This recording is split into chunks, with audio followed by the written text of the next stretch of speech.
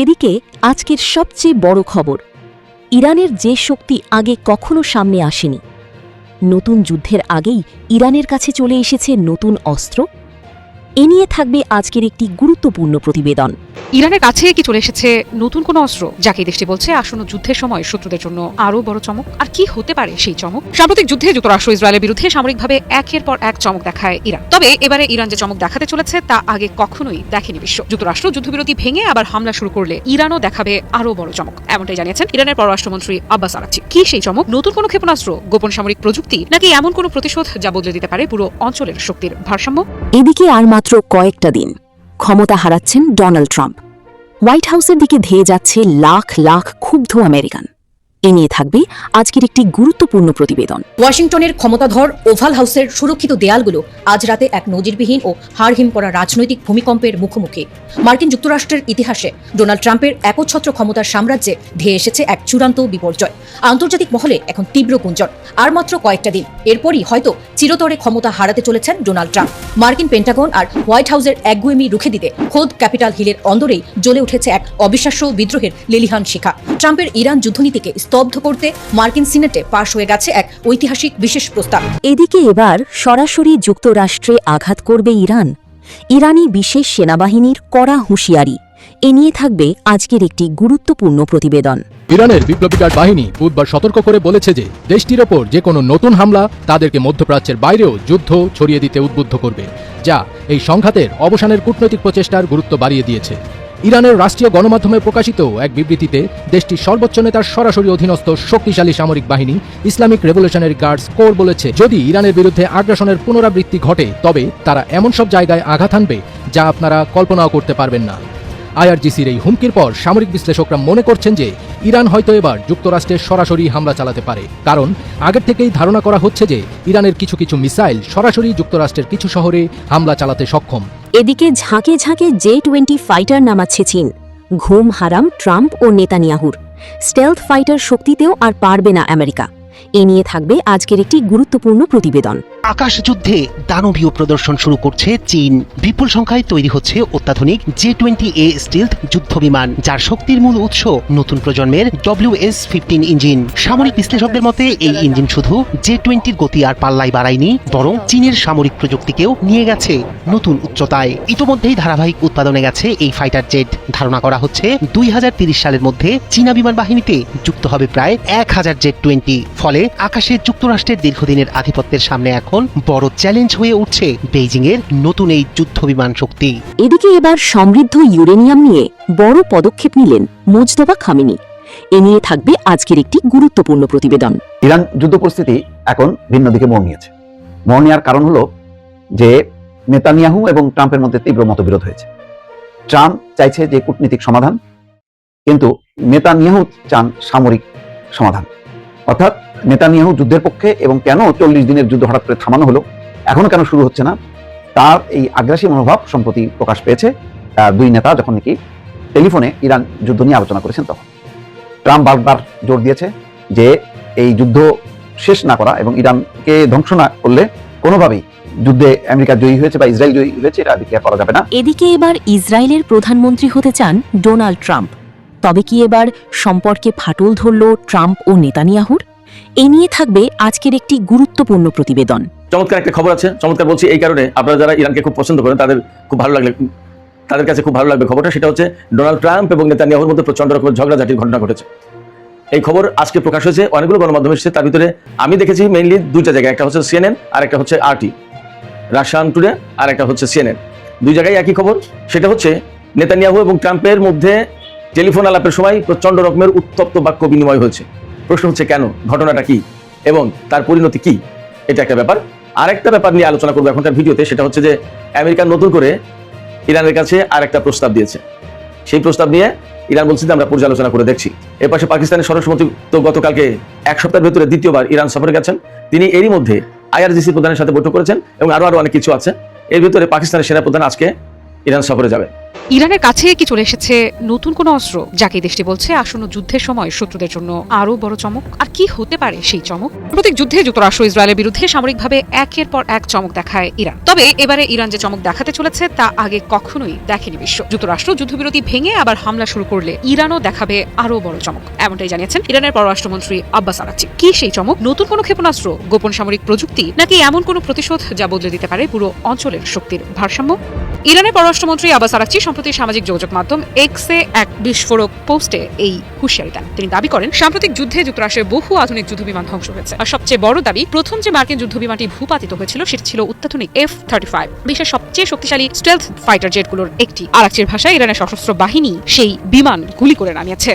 এই দাবি যদি সত্যি হয় তাহলে সেটি শুধু সামরিক সাফল্য নয়, বরং যুক্তরাষ্ট্রের জন্য বিশাল কৌশলগত ধাক্কা। কারণ F-35 কে দীর্ঘদিন ধরে প্রায় অদৃশ্য যুদ্ধবিমান হিসেবেই দেখা হয়। রাডার ফাঁকি দেওয়া, দ্রুত হামলা চালানো আর আকাশে আধিপত্য বজায় রাখার জন্যই তৈরি এই জেট। সেই বিমান যদি সত্যি ইরান ভূপাতিত করে থাকে তাহলে প্রশ্ন উঠছে, ইরানের হাতে আসলে কি ধরনের প্রতিরক্ষা প্রযুক্তি আছে? আরাকচি এখানেই থামেনি। তিনি বলেছেন, এই যুদ্ধ থেকে ইরান অনেক নতুন অভিজ্ঞতা ও জ্ঞান অর্জন করেছে, আর ভবিষ্যতে আবার হামলা হলে ইরান আরো শক্তিশালী জবাব দিতে প্রস্তুত। তার কথায়, আমরা এবার আরো বড় চমক দেখাতে বাধ্য হব, এই একটি বাক্য এখন আন্তর্জাতিক মহলে নতুন উদ্বেগ তৈরি করেছে। সংঘাতের শুরু চলতি বছরের 28 ফেব্রুয়ারি। দীর্ঘদিনের পরমাণু উত্তেজনার পর যুক্তরাষ্ট্র ও ইসরায়েল যৌথভাবে ইরানের বিরুদ্ধে বড় সামরিক অভিযান শুরু করে। একের পর এক বিমান হামলা, মিসাইল আঘাত, গোপন সামরিক স্থাপনায় বিস্ফোরণ। মধ্যপ্রাচ্য তখন কার্যত যুদ্ধক্ষেত্রে পরিণত হয়। প্রায় 40 দিন ধরে চলা সংঘাতের পর 8 এপ্রিল যুদ্ধবিরতি কার্যকর হয়। কিন্তু সেই যুদ্ধবিরতির মাঝেও উত্তেজনা এক মুহূর্তের জন্য কমেনি। মার্কিন প্রেসিডেন্ট ডোনাল্ড ট্রাম্প বারবার ইরানকে হুঁশিয়ারি দিয়ে আসছেন। সম্প্রতি হোয়াইট হাউসে সাংবাদিকদের প্রশ্নের জবাবে ট্রাম্প বলেন, তিনি আশা করেন আর যুদ্ধ করতে হবে না, তবে প্রয়োজন হলে ইরানের উপর আরো বড় আঘাত হানতে যুক্তরাষ্ট্র প্রস্তুত। আর ঠিক কয়েক ঘন্টার মধ্যেই আসে আরাকচির পাল্টা বার্তা। অর্থাৎ দুই পক্ষের ভাষা এখন আবারও যুদ্ধের দিকেই ইঙ্গিত করছে। বিশ্লেষকেরা বলছেন, এই সংঘাত শুধু ইরান আর যুক্তরাষ্ট্রের মধ্যে সীমাবদ্ধ নয়, এর সঙ্গে জড়িয়ে আছে ইসরায়েল, পারস্য উপসাগর, তেলের বাজার, এমনকি বৈশ্বিক নিরাপত্তাও। কারণ মধ্যপ্রাচ্যে নতুন করে বড় যুদ্ধ শুরু হলে বিশ্ব অর্থনীতি থেকে শুরু করে জ্বালানি বাজার সবকিছুর উপর তার প্রভাব পড়বে। তবে এখন সবচেয়ে বড় প্রশ্ন, ইরানের সেই বড় চমক আসলে কি? নতুন হাইপারসনিক ক্ষেপণাস্ত্র, গোপন ড্রোন প্রযুক্তি, নাকি এমন কোনো প্রতিরক্ষা ব্যবস্থা যা পশ্চিমা বিশ্ব এক পুরোপুরি জানেই না? ওয়াশিংটনের ক্ষমতাধর ওভাল হাউসের সুরক্ষিত দেয়ালগুলো আজ রাতে এক নজিরবিহীন ও হাড়হিম করা রাজনৈতিক ভূমিকম্পের মুখোমুখি। মার্কিন যুক্তরাষ্ট্রের ইতিহাসে ডোনাল্ড ট্রাম্পের একচ্ছত্র ক্ষমতার সাম্রাজ্যে ধেয়ে এসেছে এক চূড়ান্ত বিপর্যয়। আন্তর্জাতিক মহলে এখন তীব্র গুঞ্জন, আর মাত্র কয়েকটা দিন, এরপরই হয়তো চিরতরে ক্ষমতা হারাতে চলেছেন ডোনাল্ড ট্রাম্প। মার্কিন পেন্টাগন আর হোয়াইট হাউসের একগুয়েমি রুখে দিতে খোদ ক্যাপিটাল হিলের অন্দরেই জ্বলে উঠেছে এক অবিশ্বাস্য বিদ্রোহের লেলিহান শিখা। ট্রাম্পের ইরান যুদ্ধনীতিকে স্তব্ধ করতে মার্কিন সিনেটে পাশ হয়ে গেছে এক ঐতিহাসিক বিশেষ প্রস্তাব, যেখানে প্রেসিডেন্টের নিজের দলেরই 4 জন প্রভাবশালী রিপাবলিকান সিনেটর দলীয় শৃঙ্খল ভেঙে ট্রাম্পের পিঠে রাজনৈতিক ছুরিকাঘাত করেছেন। মঙ্গলবার ক্যাপিটাল হিলের পরিবেশ ছিল এক চরম স্নায়ুযুদ্ধের মুখোমুখি। ইরান যুদ্ধ শুরু হওয়ার প্রায় 3 মাস পর ডেমোক্রেটদের আনা এই যুদ্ধবিরোধী বিলটি যখন টেবিলে তোলা হয়, তখন পুরো আইনসভায় ভর করেছিল এক অদ্ভুত ও পিনপতন নীরবতা। পক্ষে বিপক্ষের যুক্তির লড়াই শেষে যখন গণনা শেষ হলো, দেখা গেল 50 থেকে 47 ভোটের ব্যবধানে চূড়ান্তভাবে পরাস্ত হয়েছে ট্রাম্পের আক্রমণাত্মক মনোভাব। সংখ্যাতত্ত্বের বিচারে এই ব্যবধান সামান্য মনে হলেও রিপাবলিকান শিবিরের 4 শীর্ষস্তম্ভ Rand Paul, Susan Collins, Lisa Murkowski এবং বিল ক্যাসিডি ট্রাম্পের হাত থেকে যুদ্ধের লাইসেন্স কেড়ে নিতে ডেমোক্রেটদের সাথে হাত মিলিয়েছেন। অন্যদিকে ডেমোক্রেট শিবিরের জন ফেটারম্যান আবার ট্রাম্পের পক্ষে ভোট দিয়ে ওয়াশিংটনের অন্দরে এক নাটকীয় ওলটপালট তৈরি করেছেন। ভোটের পরই বিস্ফোরক মন্তব্য করে বসেন রিপাবলিকান সিনেটর বিল ক্যাসিডি। তিনি পরিষ্কার জানিয়েছেন যে হোয়াইট হাউস এবং পেন্টাগন পুরো কংগ্রেসকে সম্পূর্ণ অন্ধকারে রেখে এই ছায়াযুদ্ধ দীর্ঘায়িত করছে, যা আমেরিকার সাধারণ মানুষ আর মেনে নেবে না। সবচেয়ে বড় সাসপেন্স তৈরি হয়েছে সিনেট মাইনরিটি লিডার চার্লস শুমারের এক চাছা ছোলা বক্তব্যকে কেন্দ্র করে। ট্রাম্পের খামখেয়ালিপনাকে তীব্র নিশানা করে তিনি তুলনা করেছেন এক অবুঝ শিশুর সাথে, যে কিনা একটা লোড করা বন্দুক নিয়ে খেলছে এবং জানে না কখন পুরো বিশ্ব ধ্বংস হয়ে যাবে। রাজনৈতিক বিশেষজ্ঞদের মতে 1973 সালের ঐতিহাসিক ওয়ার পাওয়ার রেজুলেশন অনুযায়ী কংগ্রেসের আগাম অনুমতি ছাড়া যুদ্ধ শুরু করলে 60 দিনের মধ্যে সেনা ফিরিয়ে আনার যে বাধ্যবাধকতা রয়েছে, ট্রাম্পের ক্ষেত্রে সেই ডেডলাইন গত 1 মে পার হয়ে গেছে। যদিও ওভাল অফিস থেকে দাবি করা হচ্ছে শত্রুতা সাময়িক বন্ধ রয়েছে, কিন্তু ইরানের ওপর এখনো কঠোর মার্কিন নৌ অবরোধ জারি রেখে এক ছদ্ম যুদ্ধাবস্থা বজায় রাখা হয়েছে। এই ধোঁকাবাজির বিরুদ্ধে ডেমোক্রেট সিনেটর টিম কেইন তীব্র গর্জন তুলেছেন। এদিকে নিউ ইয়র্ক টাইমস সিএনআর সর্বশেষ সমীক্ষায় উঠে এসেছে এক হাড়হিম করা তথ্য। দেশের 64% নিবন্ধিত ভোটার মনে করেন ট্রাম্পের এই ইরান যুদ্ধ সম্পূর্ণ একটি ভুল সিদ্ধান্ত ছিল। ইরানের বিপ্লবী গার্ড বাহিনী বুধবার সতর্ক করে বলেছে যে দেশটির ওপর যে কোনো নতুন হামলা তাদেরকে মধ্যপ্রাচ্যের বাইরেও যুদ্ধ ছড়িয়ে দিতে উদ্বুদ্ধ করবে, যা এই সংঘাতের অবসানের কূটনৈতিক প্রচেষ্টার গুরুত্ব বাড়িয়ে দিয়েছে। ইরানের রাষ্ট্রীয় গণমাধ্যমে প্রকাশিত এক বিবৃতিতে দেশটির সর্বোচ্চ নেতার সরাসরি অধীনস্থ শক্তিশালী সামরিক বাহিনী ইসলামিক রেভলিউশনারি গার্ডস কোর বলেছে, যদি ইরানের বিরুদ্ধে আগ্রাসনের পুনরাবৃত্তি ঘটে তবে তারা এমন সব জায়গায় আঘাত হানবে যা আপনারা কল্পনাও করতে পারবেন না। আইআরজিসির এই হুমকির পর সামরিক বিশ্লেষকরা মনে করছেন যে ইরান হয়তো এবার যুক্তরাষ্ট্রের সরাসরি হামলা চালাতে পারে, কারণ আগের থেকেই ধারণা করা হচ্ছে যে ইরানের কিছু কিছু মিসাইল সরাসরি যুক্তরাষ্ট্রের কিছু শহরে হামলা চালাতে সক্ষম। তাই যদি এবার তেহরানে হামলা হয় তবে এর ফিরতি হামলা হিসেবে ইরান হয়তো যুক্তরাষ্ট্রের ক্যালিফোর্নিয়া অথবা নিউ ইয়র্কের মতো শহরগুলোতে আঘাত হানতে পারে, যা বদলে দিতে পারে গোটা বিশ্বের সামরিক সমীকরণ। এদিকে প্রেসিডেন্ট ডোনাল্ড ট্রাম্প এই সপ্তাহে বলেছেন যে সৌদি আরব, সংযুক্ত আরব আমিরাত এবং কাতারের নেতারা ইরানের পারমাণবিক কর্মসূচি নিয়ে একটি চুক্তিতে পৌঁছানোর জন্য আরও সময় চাওয়ার পর তিনি ইরানের বিরুদ্ধে একটি খুব শক্তিশালী হামলা স্থগিত করেছেন।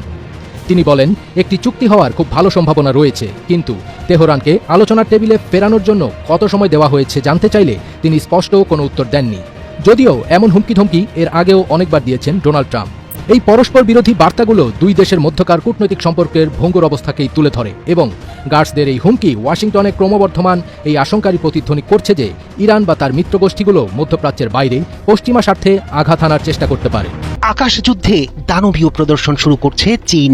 বিপুল সংখ্যায় তৈরি হচ্ছে অত্যাধুনিক J-20A স্টিলথ যুদ্ধবিমান, যার শক্তির মূল উৎস নতুন প্রজন্মের WS-15 ইঞ্জিন। সামরিক বিশ্লেষকদের মতে এই ইঞ্জিন শুধু J-20-র গতি আর পাল্লাই বাড়ায়নি, বরং চীনের সামরিক প্রযুক্তিকেও নিয়ে গেছে নতুন উচ্চতায়। ইতোমধ্যেই ধারাবাহিক উৎপাদনে গেছে এই ফাইটার জেট। ধারণা করা হচ্ছে 2030 সালের মধ্যে চীনা বিমান বাহিনীতে যুক্ত হবে প্রায় 1000 J-20। ফলে আকাশে যুক্তরাষ্ট্রের দীর্ঘদিনের আধিপত্যের সামনে এখন বড় চ্যালেঞ্জ হয়ে উঠছে বেইজিং এর নতুন এই যুদ্ধ বিমান শক্তি।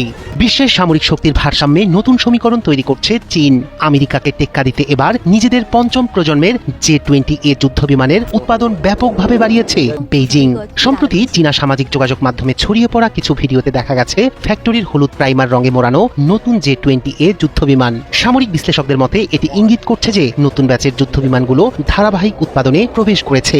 সবচেয়ে গুরুত্বপূর্ণ বিষয় হলো এসব বিমানে যুক্ত করা হয়েছে চীনের সম্পূর্ণ নিজস্ব প্রযুক্তিতে তৈরি WS-15 ইঞ্জিন। 2025 সালের ডিসেম্বরে প্রকাশিত ফুটেজে প্রথমবার নিশ্চিত হওয়া যায় WS-15 ইঞ্জিন যুক্ত J-20 যুদ্ধ বিমানের সিরিয়াল উৎপাদন সম্পন্ন হয়েছে। একই সঙ্গে গত 27 ডিসেম্বর এই ইঞ্জিন সহ যুদ্ধ বিমানের প্রথম সফল উড্ডয়নও সম্পন্ন হয়। বিশেষজ্ঞরা বলছেন এটি শুধু একটি নতুন ইঞ্জিন নয়, বরং চীনের সামরিক বিমান প্রযুক্তিতে একটি বড় মাইল ফলক। WS-15 কোনো পুরনো ইঞ্জিনের নতুন সংস্করণ নয়, এটি সম্পূর্ণ নতুন নকশায় তৈরি। আর এখানে আমেরিকার সাথে সরাসরি তুলনা টানা হচ্ছে।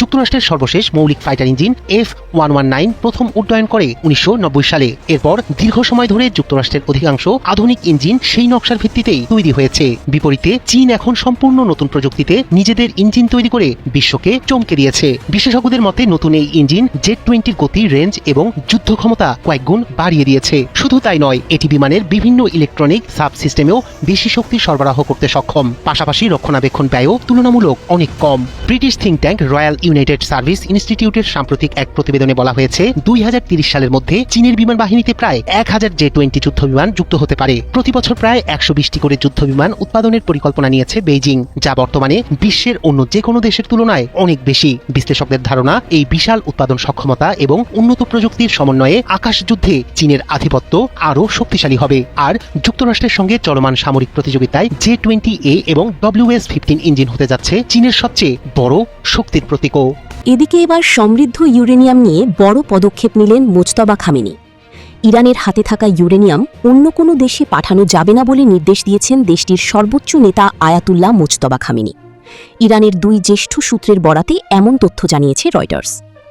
ইরানের এক সূত্র রয়টার্সকে বলেন, সর্বোচ্চ নেতার নির্দেশ এবং রাষ্ট্রীয় প্রতিষ্ঠানের ঐকমত্য হল সমৃদ্ধ ইউরেনিয়ামের মজুত দেশের বাইরে যাবে না। সূত্রগুলোর দাবি, ইরানের শীর্ষ কর্মকর্তারা মনে করছেন ইউরেনিয়াম বিদেশে পাঠানো হলে ভবিষ্যতে যুক্তরাষ্ট্র বা ইসরায়েলের হামলার মুখে দেশটি আরও দুর্বল হয়ে পড়বে। এই খবর সামনে আসার পর আবারও উত্তেজনা বাড়তে পারে যুক্তরাষ্ট্র ও ইরানের মাঝে। রয়টার্স জানিয়েছে, এই সিদ্ধান্তের ফলে যুক্তরাষ্ট্রের অন্যতম প্রধান দাবির বিপরীতে আরও কঠোর অবস্থান নিল তেহরান, যা চলমান শান্তি আলোচনাকে জটিল করে তুলতে পারে। মার্কিন প্রেসিডেন্ট ডোনাল্ড ট্রাম্পের জন্য এটি নতুন চাপ তৈরি করতে পারে বলে ধারণা করা হচ্ছে। ইসরায়েলি কর্মকর্তারা রয়টার্সকে জানিয়েছেন, ট্রাম্প নাকি ইসরায়েলকে আশ্বাস দিয়েছেন ইরানের উচ্চমাত্রায় সমৃদ্ধ ইউরেনিয়ামের মজুত দেশের বাইরে সরিয়ে নেওয়া হবে এবং যে কোনো শান্তি চুক্তিতে এই বিষয়টি অন্তর্ভুক্ত থাকবে। দীর্ঘদিন ধরেই ইসরায়েল, যুক্তরাষ্ট্র ও পশ্চিমা দেশগুলো অভিযোগ করে আসছে ইরান পারমাণবিক অস্ত্র তৈরির চেষ্টা করছে। বিশেষ করে ইরানের 60% পর্যন্ত ইউরেনিয়াম সমৃদ্ধ করার কার্যক্রম নিয়ে তাদের উদ্বেগ রয়েছে, কারণ বেসামরিক ব্যবহারের জন্য এত উচ্চমাত্রার প্রয়োজন হয় না, আর পারমাণবিক অস্ত্র তৈরির জন্য প্রয়োজন প্রায় 90% সমৃদ্ধ ইউরেনিয়াম। তবে ইরান বরাবরই পারমাণবিক অস্ত্র তৈরির অভিযোগ অস্বীকার করে আসছে। ইসরায়েলের প্রধানমন্ত্রী বেনিয়ামিন নেতানিয়াহু বলেছেন, ইরানের সমৃদ্ধ ইউরেনিয়াম দেশ থেকে সরানো, প্রক্সি গোষ্ঠীগুলোকে সমর্থন বন্ধ করা এবং ব্যালিস্টিক ক্ষেপণাস্ত্র সক্ষমতা ধ্বংস না হওয়া পর্যন্ত তিনি যুদ্ধ শেষ হয়েছে বলে মনে করবেন না। তবে ইউরেনিয়াম বিদেশে পাঠানোর বিষয়ে হোয়াইট হাউস ও ইরানের পররাষ্ট্র মন্ত্রণালয় আনুষ্ঠানিক কোনো মন্তব্য করেনি। এদিকে এবার ইসরায়েলের প্রধানমন্ত্রী হতে চান ডোনাল্ড ট্রাম্প। তবে কি এবার সম্পর্কে ফাটল ধরল ট্রাম্প ও নেতানিয়াহুর? ইসরায়েলের পরবর্তী প্রধানমন্ত্রী হওয়ার জন্য নির্বাচনে লড়তে চান মার্কিন প্রেসিডেন্ট ডোনাল্ড ট্রাম্প। গতকাল বুধবার ইউনাইটেড স্টেটস কোস্টগার্ড একাডেমির সমাবর্তন অনুষ্ঠানের আগে সাংবাদিকদের সঙ্গে আলাপকালে প্রেসিডেন্ট বলেন, তিনি ইসরায়েলে প্রধানমন্ত্রী পদের জন্য নির্বাচন করতে পারেন এবং সেখানে তিনি অত্যন্ত জনপ্রিয়। ট্রাম্প বলেন, তাই হয়তো এখানে আমার দায়িত্ব শেষ করার পর আমি ইসরায়েলে যাব এবং প্রধানমন্ত্রী পদের জন্য নির্বাচন করব। আজ সকালে আমি একটি জনমত জরিপ দেখেছি, যেখানে আমার জনপ্রিয়তা 99%, সুতরাং এটি বেশ ভালো। ট্রাম্প কোন জনমত জরিপের কথা উল্লেখ করেছেন তা স্পষ্ট নয় এবং এ বিষয়ে ইউএসএ টুডের পক্ষ থেকে মন্তব্যের অনুরোধ করা হলেও হোয়াইট হাউস তাৎক্ষণিকভাবে কোনো সাড়া দেয়নি। বেনিয়ামিন নেতানিয়াহু বর্তমানে ইসরায়েলের প্রধানমন্ত্রী হিসাবে দায়িত্ব পালন করছেন এবং 1996 সাল থেকে তিনি একাধিক মেয়াদে এই পদে রয়েছেন। ইরানের বিরুদ্ধে চলমান যুদ্ধে যুক্তরাষ্ট্র ও ইসরায়েল একে অপরের মিত্র হিসাবে কাজ করায় ট্রাম্প শুরু থেকেই নেতানিয়াহুর একজন কট্টর সমর্থক হিসাবে ভূমিকা রাখছেন। ইরান যুদ্ধ পরিস্থিতি নিয়ে নেতানিয়াহুর সঙ্গে কোনো কথা হয়েছে কিনা জানতে চাওয়া হলে ট্রাম্প বলেন, তিনি ঠিক আছেন, তিনি খুবই ভালো একজন মানুষ, আমি যা চাইব তিনি তাই করবেন, তিনি একজন চমৎকার মানুষ, আমার কাছে তিনি দারুণ একজন ব্যক্তি। গত 20 মে ট্রাম্প এই মন্তব্য করেন। এর আগের দিন তিনি ইরানের ওপর আরেকটি বড় আঘাতের কথা বিবেচনা করছেন বলে জানান এবং তারও 2 দিন আগে জানান, দ্বন্দ্ব অবসানের লক্ষ্যে একটি সম্ভাব্য চুক্তির অগ্রগতির কারণে তিনি সম্ভাব্য হামলা স্থগিত করেছেন। নেতানিয়াহু প্রসঙ্গে ট্রাম্প আরও বলেন, ভুলে গেলে চলবে না, তিনি যুদ্ধকালীন প্রধানমন্ত্রী। আমার মতে ইসরায়েলে তাকে ঠিকভাবে মূল্যায়ন করা হয় না, কিন্তু তিনি একজন যুদ্ধকালীন প্রধানমন্ত্রী আর আমি মনে করি না তাকে যথাযথ সম্মান দেওয়া হচ্ছে। ইরান যুদ্ধ পরিস্থিতি এখন ভিন্ন দিকে মোড় নিয়েছে। মোড় নেওয়ার কারণ হলো যে নেতানিয়াহু এবং ট্রাম্পের মধ্যে তীব্র মতবিরোধ হয়েছে।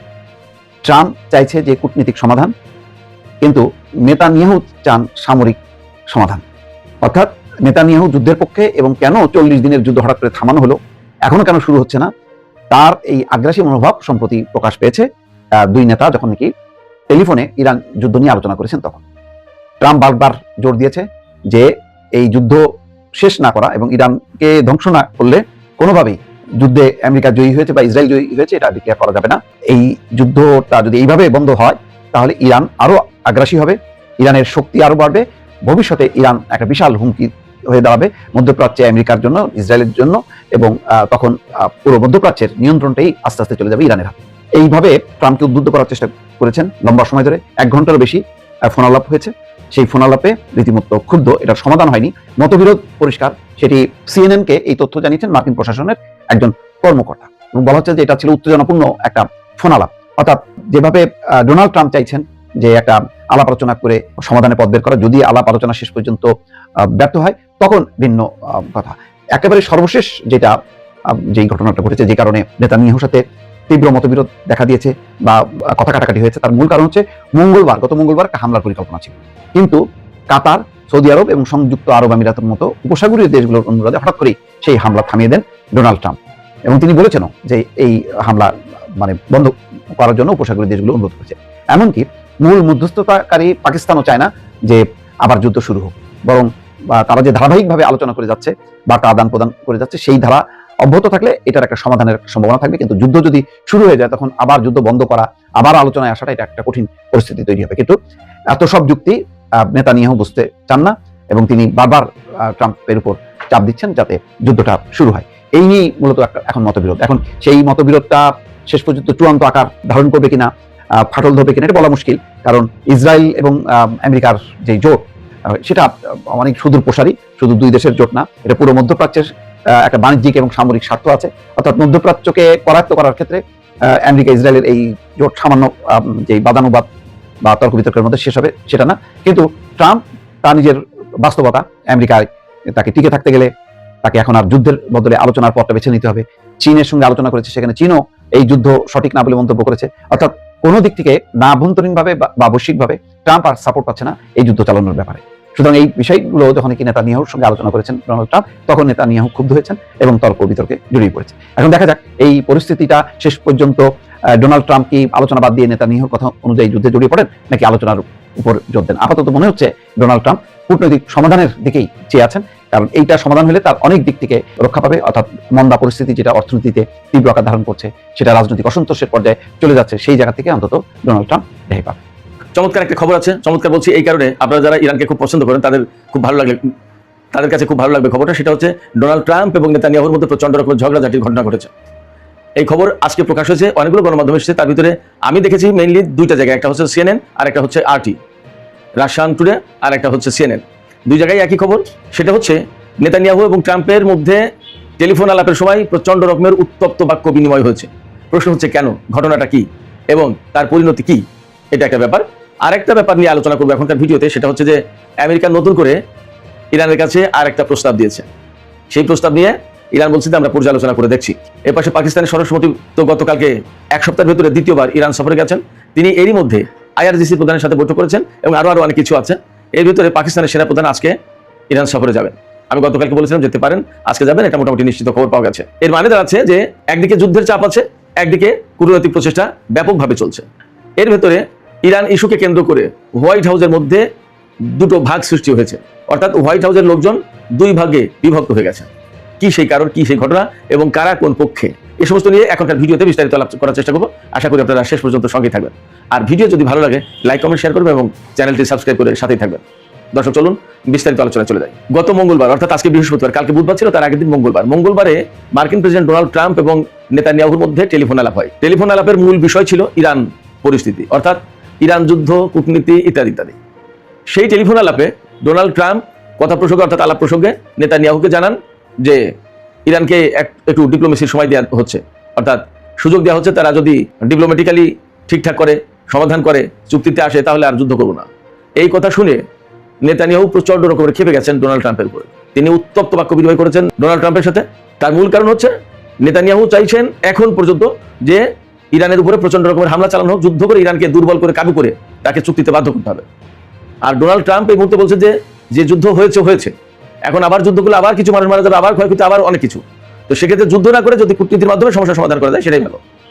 যদিও আমি ব্যক্তিগতভাবে মনে করি এখানে নেতানিয়াহু যা চাইছে তার চেয়ে বেশি অপরাধ করেছেন ডোনাল্ড ট্রাম্প এই যুদ্ধে। কারণ যতই নেতানিয়াহু চাপাচাপি করুক, ডোনাল্ড ট্রাম্প কেন একজন প্রেসিডেন্ট হয়ে, আমেরিকার প্রেসিডেন্ট হয়ে নেতানিয়াহুর চাপে তিনি ইরানের উপর যুদ্ধ চাপিয়ে দেবেন এবং এরকম একটা ভয়ঙ্কর যুদ্ধ কেন তিনি করতে গেলেন?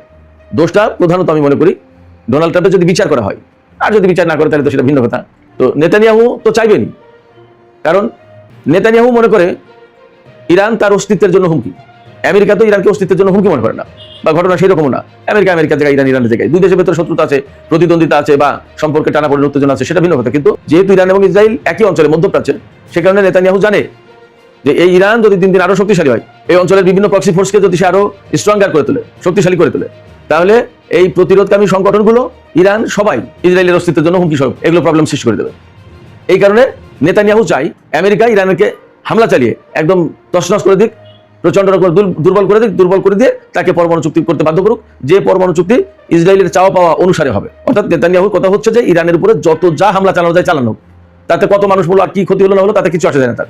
এবং এই কাজটা সে আমেরিকাকে দিয়ে করিয়ে নিতে চায়। অর্থাৎ এখানে খেয়াল করুন, নেতানিয়াহুর চাওয়া বাস্তবায়ন করছে কিন্তু ডোনাল্ড ট্রাম্প। তার মানে মূলত ইসরায়েলের ভাড়াটে সেনা হিসেবে আমেরিকার সেনারা কাজ করছে। অথবা ইসরায়েল যদি আমেরিকার 51তম স্টেট হয়, তাহলে সেই স্টেটের গভর্নরের পরামর্শ মতো মার্কিন প্রেসিডেন্ট কাজ করছে, তার সেনাবাহিনীকে ইরানের বিরুদ্ধে লিয়ে দিচ্ছে। ব্যাপারটা কিন্তু এরকম। তো মঙ্গলবারের আলোচনায় যখন ডোনাল্ড ট্রাম্প বলেন যে আমি ইরানকে আরেকটু সুযোগ দিতে চাই, তখন নেতানিয়াহু খেপে যান। তার আগে আলোচনা হয়েছিল রোববারের কথা, রোববার আলাপ হয়েছিল। রোববারে ডোনাল্ড ট্রাম্প এবং নেতানিয়াহুর ভিতরে আলাপ হয়েছিল যে সপ্তাহের শুরুর দিকেই ডোনাল্ড ট্রাম্প ইরানের নির্দিষ্ট লক্ষ্যবস্তুতে হামলা চালাবে। নির্দিষ্ট লক্ষ্যবস্তু বলতে হয়তোবা IRGCর হেডকোয়ার্টার, তারপরে ইরানের গুরুত্বপূর্ণ কর্মকর্তা, প্রেসিডেন্ট, পররাষ্ট্রমন্ত্রী, তাদের উপর হামলা চালানো, তারপরে তেল, বিদ্যুৎ, গ্যাস, এই সমস্ত গুরুত্বপূর্ণ স্থাপনায় হামলা চালানো, এমনকি ইরানের পরমাণু কর্মসূচি যে সমস্ত স্থাপনায় পরিচালিত হয় সেগুলোর উপর হামলা চালানো ইত্যাদি ইত্যাদি। কিন্তু ডোনাল্ড ট্রাম্প তা করেননি। ডোনাল্ড ট্রাম্প পরবর্তীতে কি বলেছেন? তিনি বলেছেন যে 3টি আরব রাষ্ট্রের অনুরোধের কারণে তিনি হামলা স্থগিত করেছেন কূটনীতিকে সময় দিচ্ছেন। এবং আমেরিকার পক্ষ থেকে তো নতুন করে আরেকটা প্রস্তাব দেওয়া হয়েছে। প্রস্তাবে আসলে কি আছে জানা যায়নি, আমি জানতে পারিনি। ইরানের পক্ষ থেকে বলা হয়েছে যে তারা বিষয়টা পর্যালোচনা করে দেখছে এবং এই কূটনীতির মাধ্যমে সমস্যা সমাধান করা যায় কিনা সেই চেষ্টায় ব্যাপকভাবে দৌড়ঝাঁপ চালাচ্ছে পাকিস্তান। পাকিস্তানের স্বরাষ্ট্রমন্ত্রী মহসিন নাকভি তো গতকালকে এক সপ্তাহের ভেতরে দ্বিতীয় দফায় ইরান সফর করেছেন। এই সফরে তিনি IRGC প্রধান আহমদ ওয়াহিদির সাথে আলাপ করেছেন। তিনি কিন্তু একসময় অর্থাৎ গত